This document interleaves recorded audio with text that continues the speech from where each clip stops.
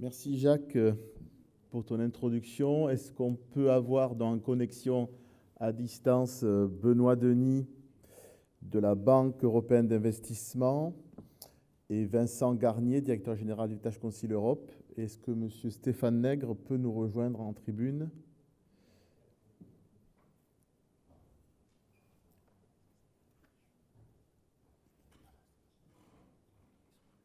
Tous les trois. Ah, d'accord. Alors, M. Stéphane Nègre est également connecté en visio.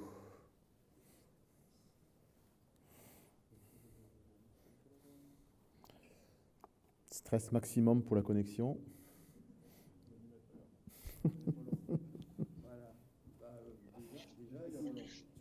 Bon, c'est un premier point.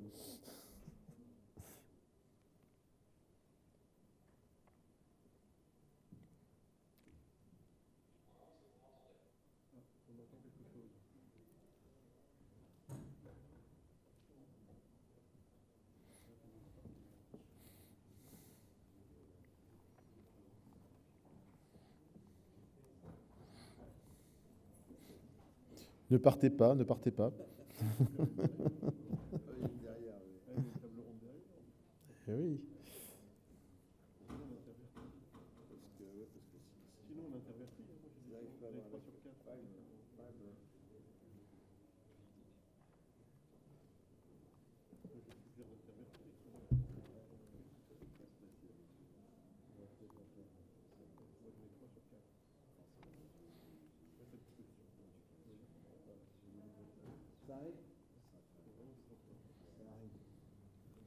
Patientons encore quelques minutes.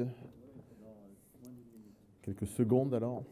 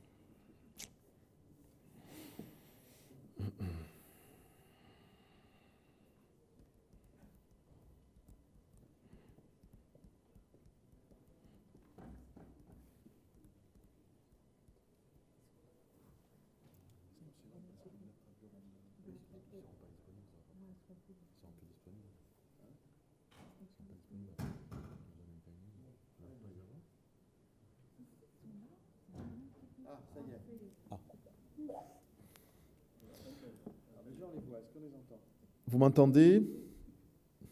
Oui, très bien. Parfait. Ah, on a perdu l'image, mais ça devrait revenir.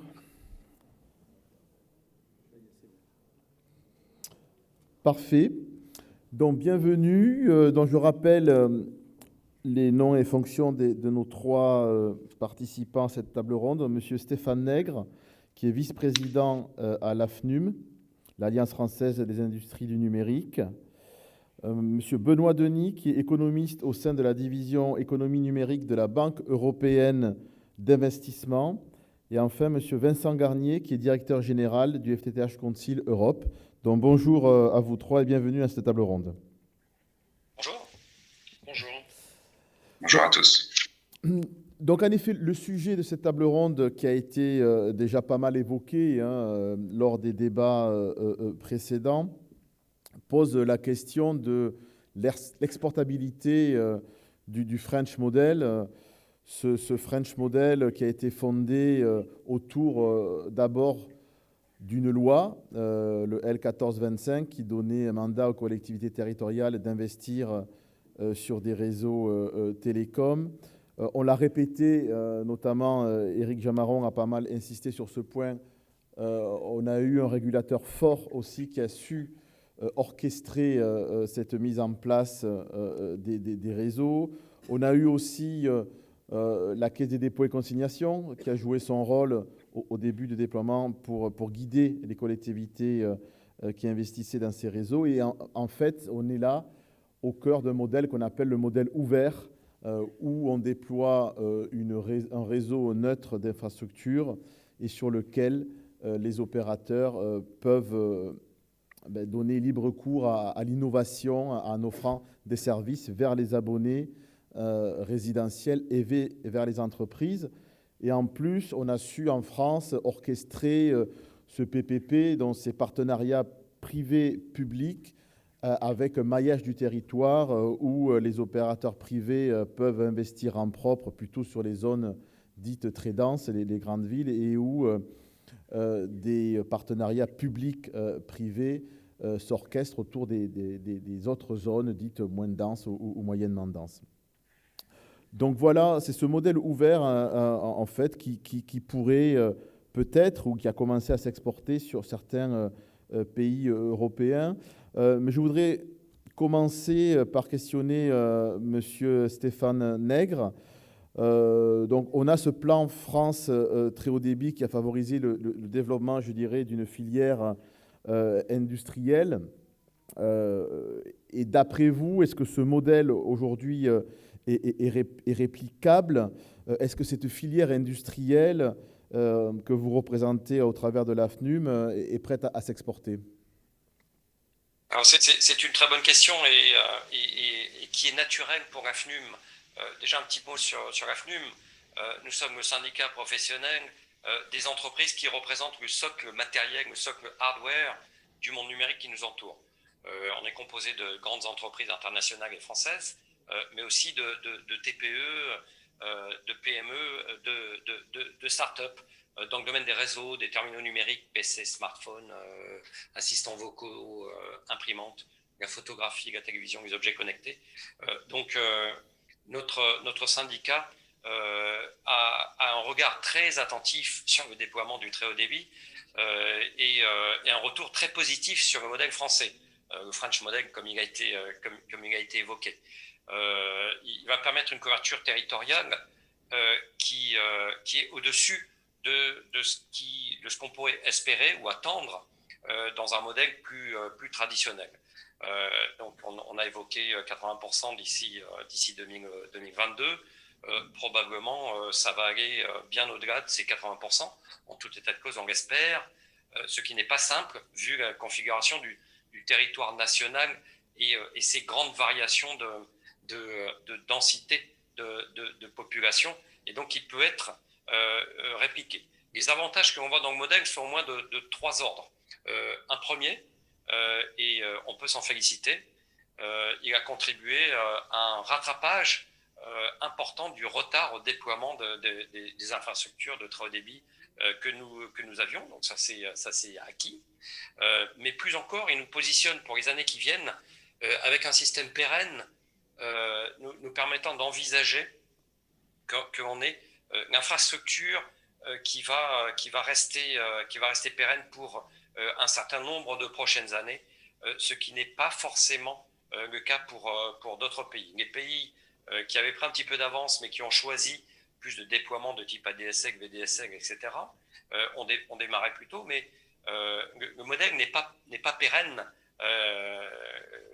aussi longtemps qu'on pense le French model va l'être. Aussi, ce modèle et les usages ont fortement évolué, et le modèle de toute fibre permet de répondre beaucoup aux usages qui ont été plébiscités, qui continuent d'être plébiscités pendant la pandémie. L'exemple même d'échanger par visioconférence aujourd'hui nécessite un fort débit et un débit qui est symétrique. La fibre s'y prête très bien, d'autres technologies ont plus de difficultés. Et comme on a vu que la plupart des entreprises et donc de ses employés, de ses collaborateurs se sont retrouvés du jour au lendemain à avoir à travailler depuis la maison. La continuité d'activité pour grand nombre d'entreprises, dont les nôtres, est passée par l'utilisation des technologies, des usages que l'on a. Et par expérience personnelle, mais c'est certainement la plupart d'entre vous ont pu le tester, quand on travaille de chez soi avec le confort d'être fibré, ce n'est pas du tout la même efficacité que si on ne l'est pas. Donc bienvenue au modèle de fibre et au très haut débit jusqu'au domicile, qui sont devenus des points d'accès professionnels alors qu'ils l'étaient beaucoup moins. Donc autre point sur la pérennité, considérer la fibre noire, on considère la fibre noire et on se doit de considérer la fibre noire comme un équipement passif, un petit peu la même approche qu'on peut avoir pour les réseaux mobiles sur la location des fréquences, sur la présence des fréquences. Les discussions de débit sont très court terme, et on sait que l'innovation passant par là et les nouveaux équipements passant par là, si on se fixe un niveau de débit que l'on souhaite attendre, on sait que très rapidement les usages vont consommer le débit, et donc on sera en attente des prochaines générations technologiques de débit. Le fait de pouvoir séparer l'infrastructure fibre noire et les équipements que l'on connecte est aussi quelque chose qu'on apprécie énormément sur la FNUM. Donc premier point, rattrapage du retard et pérennité. La deuxième, et c'est très propre, c'est proche de débit aussi, on a dans nos sociétés membres des sociétés qui sont très très actives au niveau du déploiement des réseaux 5G, que ce soit pour les usages, mais pour l'infrastructure. Et on voit que le maillage de fibres en France contribue aussi à l'infrastructure 5G. La 5G, c'est du réseau mobile sur la partie finale de son réseau, mais plus il y a un réseau fibré, un maillage fibré important, meilleur sera le réseau, le backbone, le réseau de base du réseau 5G. Et si on peut amener la fibre jusqu'à toutes les antennes, toutes les stations de base 5G, le réseau sera d'autant plus performant et flexible que l'on peut le souhaiter. Troisième point, à ce modèle français, c'est qu'il favorise complètement la compétition et l'innovation. Si on pense à des modèles où on impose des technologies end-to-end sur le réseau fibré, y compris tous les équipements, on sait que des opérateurs vont avoir un modèle, d'autres opérateurs vont avoir un modèle, quel que soit le modèle ou le standard qui est utilisé. On sait qu'un jour ou l'autre, ça va peut-être limiter probablement la concurrence, certainement l'innovation.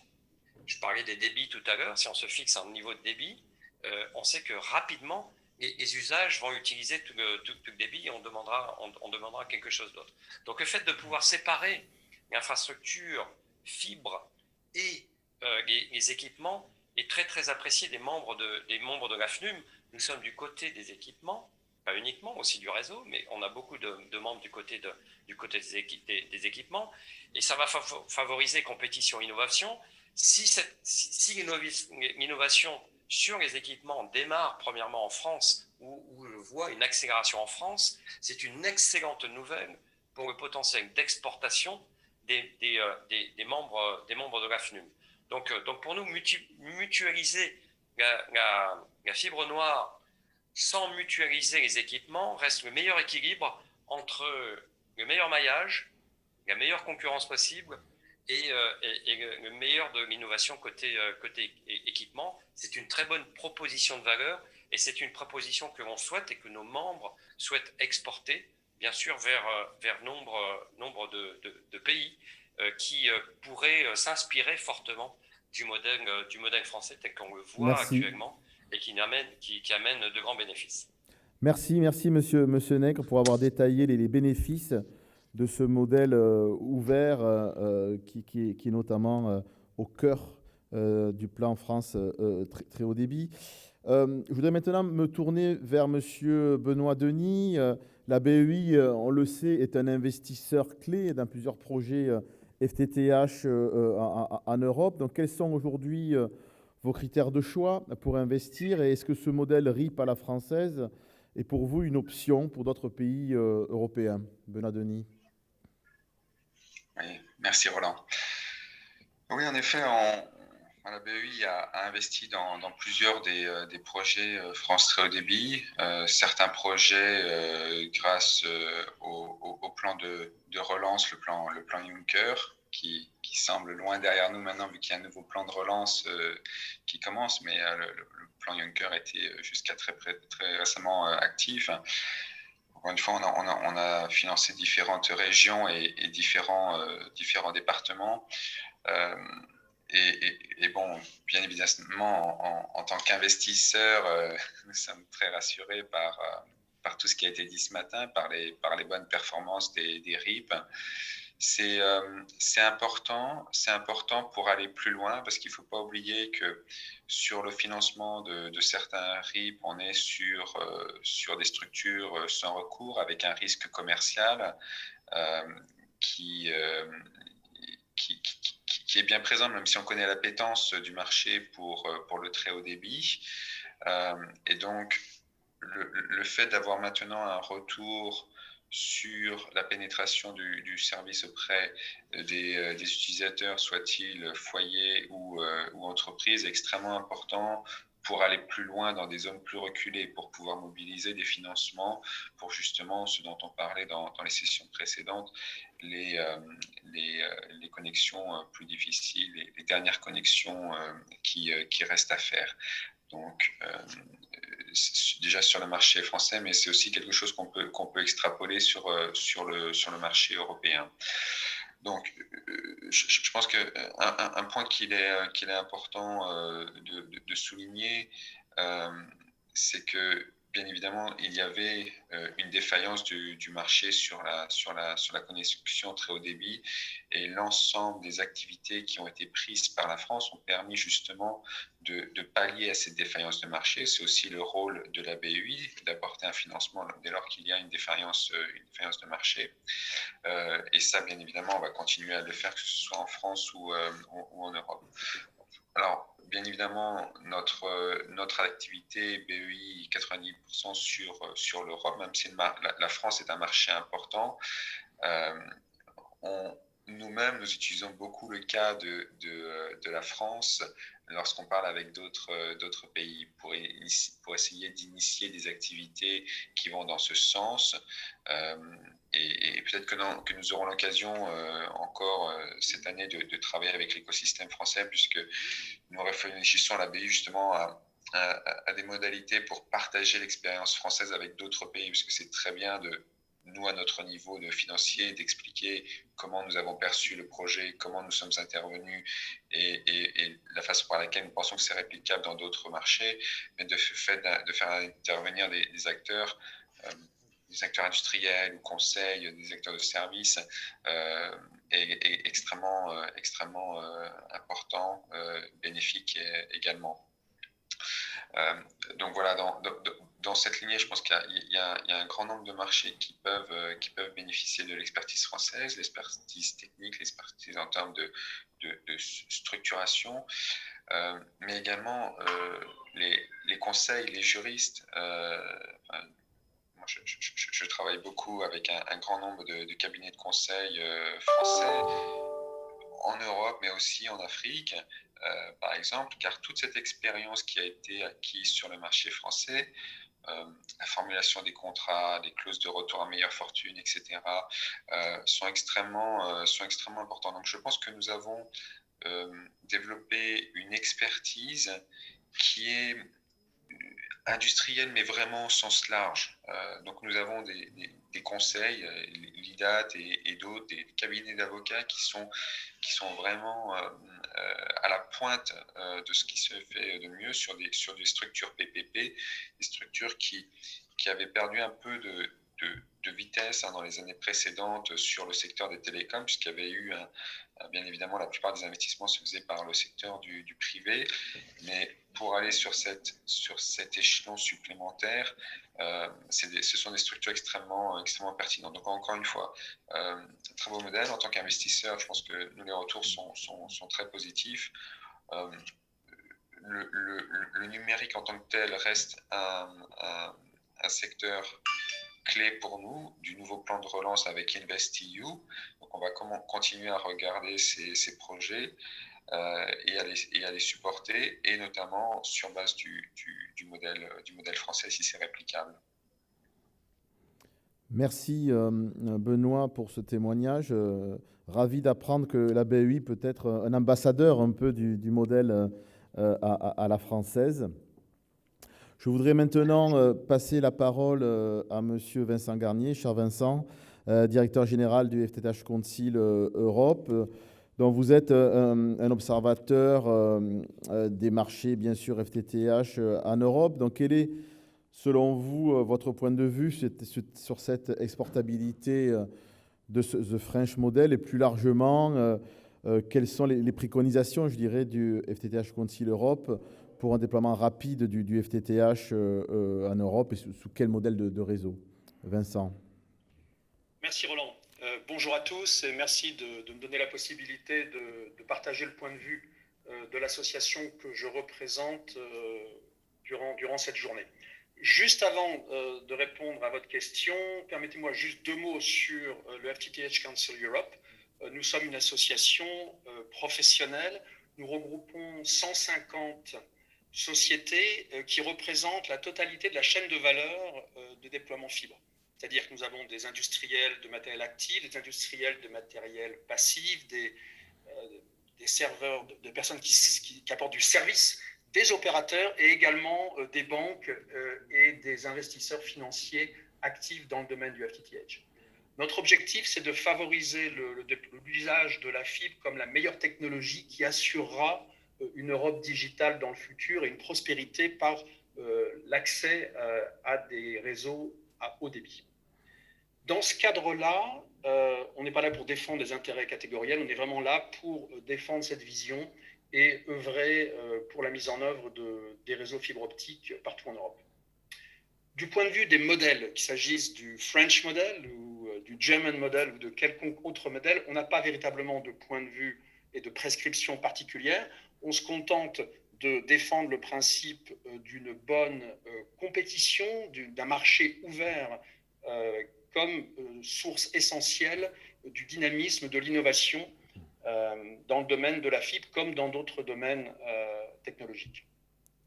Alors, ça ne nous empêche pas de voir la manière dont le plan très haut débit s'est mis en place et a avancé comme étant absolument remarquable. Un exemple pour l'ensemble des autres pays européens. C'est clair qu'il avait été présenté, il a été noté précédemment que c'est vraiment un cocorico, et je pense que les Français peuvent être fiers de ce qu'ils ont mis en œuvre. Il est en avance sur le plan, ce qui est quand même effectivement très rarement vu pour des investissements de cette nature. Et ça place la France dans le peloton de tête et rapidement vers vraiment le haut de la liste des pays dans leur développement, aussi bien en termes du nombre de prises qu'en termes de raccordement effectif des abonnés. Maintenant, est-ce que pour autant, le modèle, dans sa complexité, dans sa totalité, peut être exporté dans d'autres pays? Je dois dire que je suis un peu plus réticent et réservé par rapport à cette idée de prendre la totalité du modèle dans toute sa complexité qui a fait son succès par rapport à la situation du marché français et le répliquer en copy-paste dans un autre pays. D'abord parce qu'il y a des détails qui ont bien fonctionné en France, mais qui ne pourraient pas, pour plein de raisons, fonctionner dans d'autres pays. Le système de cofinancement et de concession n'a pas vraiment d'équivalent dans cette ampleur-là et serait assez difficile à mettre en place ailleurs. La nature de coordination entre le régulateur, l'État, l'opérateur historique et l'ensemble des autres acteurs, qui est encore une fois remarquable, serait assez difficile d'appliquer dans bon nombre d'autres pays européens. Et puis enfin, la majorité des autres pays ont déjà leur système, ont déjà leur plan pluriannuel, et on ne pourrait pas leur demander d'aller changer un système qui est en train de se mettre en œuvre et qui, d'une manière générale en Europe, est en train de porter ses fruits, même si ça le fait de manière peut-être effectivement un peu moins impressionnante et efficace que la manière dont le plan français se développe. Alors, si le modèle n'est peut-être pas ce qu'il faut exporter, il nous semble évident que regarder vers l'Europe est une opportunité pour l'ensemble de la filière française. Comme il a été rappelé il y a quelques instants, il y a une somme d'expertise qui peut tout à fait se projeter au dehors des frontières. l'objectif de la France, c'est d'avoir terminé l'essentiel du travail en 2025. Que vont faire toutes ces ressources après 2025? Toute cette énergie et toutes ces compétences qui ont été accumulées, pourquoi ne pas envisager de les utiliser et de les offrir pour le reste de l'Europe? L'Europe, actuellement, on a couvert à peu près 50% du nombre d'habitations. Il reste 50%. Et si je regarde pratiquement 3 pays importants, et je pense que Roland, vous en aviez parlé dans votre introduction, notre présentation ce matin, si on prend l'Allemagne, le Royaume-Uni et l'Italie, ces 3 pays représentent 60% du nombre de prises qui restent à connecter avec la fibre dans les années à venir. Il y a donc clairement des opportunités devant nous pour des acteurs, quel que soit leur rôle dans la chaîne de valeur fibre, des acteurs français. Alors, de ce point de vue-là, je voulais juste signaler que le FTTH Council va sortir via un webinaire qui aura lieu le 29 juin, un rapport très complet qui décrit en détail les 8 principaux business models d'opérateurs spécialisés dans la fibre. Parmi ces 8, il y en a 2 qui concernent des opérateurs typiquement actifs en France. Et cette analyse permet de voir que tous les autres, les 6 autres que nous avons identifiés, n'ont pas vraiment les mêmes bases que celles qui sont utilisées en France. Mais ça peut être un point de départ très intéressant pour n'importe quel acteur du marché français qui souhaiterait utiliser les compétences développées en France pour se projeter vers l'international. Rapidement, vous me posez la question, qu'est-ce que le FTTH Council conseille et quelles sont nos positions en termes d'accélération pour favoriser l'accélération du déploiement de la fibre optique? D'abord, je dirais rapidité, oui, mais pas de précipitation. Dans le sens où les réseaux qu'on installe aujourd'hui, il faut faire en sorte qu'en 2050, ils soient toujours capables d'absorber les attentes de nos enfants. Et donc, la qualité et la robustesse de l'installation, pour nous, est plus important que de savoir si on est 1 an ou 2 ans en avance ou en retard par rapport à un plan. Je ne dis pas qu'il ne faut pas aller vite et aller le plus vite possible et le plus loin, mais je dis que l'objectif du point de vue du bénéfice pour la société, c'est de faire en sorte que ce que l'on met en terre ou ce qu'on accroche sur les poteaux aujourd'hui ne devra pas être tout à fait complètement remodelé dans 3 ans pour des questions de mauvaise installation. Et parfois, la vitesse de déploiement, quand on se heurte à des problèmes de ressources en termes de main-d'œuvre, entraîne un accroissement des coûts pour le développement. Donc, il faut trouver le juste équilibre. Ça, c'est le premier point. Le deuxième point, c'est on a de plus en plus besoin de regarder et s'attirer à la notion de la satisfaction du client. Et la satisfaction du client, c'est souvent pas le fiber to the home, mais c'est le fiber to the device. C'est qu'est-ce qui se passe en termes de satisfaction client quand on consulte quelque chose sur son iPhone ou sur son écran de télévision. Et de ce point de vue, le FTTH Council aussi met en place actuellement un comité pour travailler plus particulièrement cet aspect-là. Le Wi-Fi, comment est-ce que ça se met en place? Quels sont les services autour du Wi-Fi? Et comment est-ce qu'on peut faire en sorte d'utiliser au maximum le potentiel offert par la fibre en apportant des services qui permettent aux usagers de vraiment prendre conscience des bénéfices de leur connexion fibre. Certes, le home working a montré la qualité de la fibre en termes de vecteurs de communication symétrique, mais il y a plein d'autres choses à inventer, et plus on est capable de travailler sur ces questions, plus on réussira à convaincre jusqu'à 100% de la population de basculer sur la fibre. Je noterai 2 points qui ont déjà été, très rapidement parce qu'ils ont déjà été abordés, c'est le décommissionnement et la planification pour le décommissionnement des réseaux de cuivre. Je sais qu'Orange a un plan prévu pour démarrer en 2023 et terminer en 2030. C'est complexe, ça nécessite vraiment une anticipation pour que les derniers 15 à 20% de basculement vers la fibre s'effectuent de la meilleure manière. D'autres pays sont beaucoup plus en retard. Il n'y a que 2 pays en Europe qui ont véritablement démarré ce travail, c'est l'Estonie et la Suède. Et enfin, tout à fait d'accord avec l'intervenant précédent concernant l'importance de la 5G. Quand la 5G basculera en France vers les réseaux de bandes de fréquences supérieures, ce qu'on appelle les millimeter waves, on arrivera à un niveau de densité d'antennes 5G qui sera peut-être jusqu'à 10 fois supérieur à celui de la densité des antennes 4G. Toutes ces antennes, micro-antennes dans les centres urbains, seront et devront être connectés avec la fibre. Le maillage du transport de données vers les antennes, ce maillage fibre risque d'être très similaire à celui des réseaux FTTH. Donc, nous encourageons vraiment les opérateurs, notamment les opérateurs intégrés qui ont à la fois les activités mobiles et fixes, à penser le développement FTTH et l'anticipation des besoins en fibre pour les réseaux 5G de manière cohérente. Ça permettra d'aller plus vite, ça permettra d'être plus efficace et de réduire les coûts. Voilà, Roland. En conclusion, je dirais que l'Europe est une opportunité pour la filière française plus que pour son modèle. Et je voudrais juste dire que le FTTH Council est une bonne plateforme pour permettre à tous les industriels français d'avoir une meilleure compréhension et de développer, je dirais, leur networking et leurs opportunités de business au-delà des frontières. Merci beaucoup, Vincent, pour ton exposé. En plus, tu as fait une transition idéale sur la table ronde qui va suivre, parce qu'on va parler là aussi des technologies radio et de la 5G. Donc, je suis malheureusement obligé de conclure le débat, et je me félicite des messages qui ont été apportés ici sur un aspect, pas un cut and paste du modèle français, mais plus une exportabilité de la filière et du savoir-faire métier que l'on a pu développer en France. Encore merci beaucoup Stéphane Nègre, Benoît Denis et Vincent Garnier pour votre contribution à ces assises du très haut débit. Merci.